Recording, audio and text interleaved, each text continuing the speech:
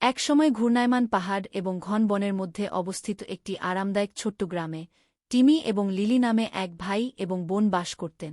TIMI বড় হওয়ার কারণে সবসময়ই দুঃসাহসিক মনোভাবপূর্ণ ছিল, অন্যদিকে লিলি ছোট বোনের হৃদয় ছিল বসন্তের সকালের শিশির বিন্দুর মতো পবিত্র।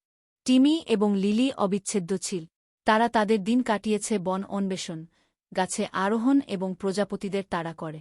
তাদের হাসি গ্রাম জুড়ে প্রতিধ্বনিত হয়েছিল, তারা যাদের মুখোমুখি হয়েছিল তাদের সবাইকে আনন্দ দেয়। এক রৌদ্রোজ্জ্বল বিকেলে, যখন তারা বনের মধ্যে আগের চেয়ে আরও গভীরে ঘুরছিল, তারা একটি লুকানো ক্লিয়ারিংয়ে হোঁচট খেয়েছে। ক্লিয়ারিংয়ের মাঝখানে একটি পুরানো, আশযুক্ত গাছ দাঁড়িয়েছিল, এর শাখাগুলি প্রসারিত আঙ্গুলের মতো আকাশের দিকে ছুঁয়েছে। কৌতূহলী টিমি এবং লিলি গাছের কাছে গেল। কাছে আসতেই তারা ট্রাঙ্কের গোড়ায় কিছু একটা ঝলক দেখতে পেল। এটি একটি ছোট, জটিলভাবে খোদাই করা কাঠের বাক্স ছিল। উত্তেজিতভাবে টিমি বাক্সটি খুলল, ভিতরে একটি মানচিত্র প্রকাশ করেছে।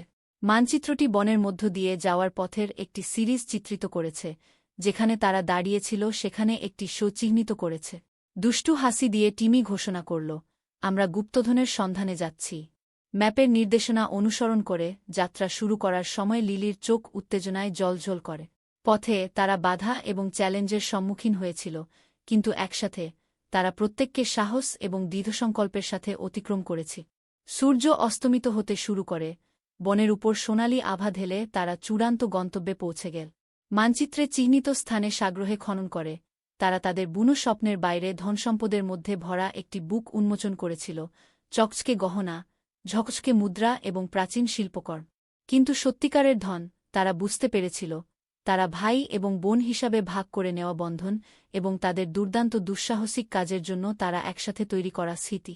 হাতে হাত রেখে টিমি এবং লিলি বাড়ি ফিরেছে, তাদের হৃদয় আনন্দে পূর্ণ এবং তাদের মন ইতিমধ্যে তাদের পরবর্তী পালানোর স্বপ্ন দেখছে। এবং সেই দিন থেকে তাদের একে অপরের প্রতি ভালোবাসা এবং অ্যাডভেঞ্চারের জন্য তাদের তৃষ্ণা আরও শক্তিশালী হয়ে ওঠে। জীবন যেকোনো চ্যালেঞ্জেই তাদের একটি অপ্রতিরোধ্য দল করে তোলে।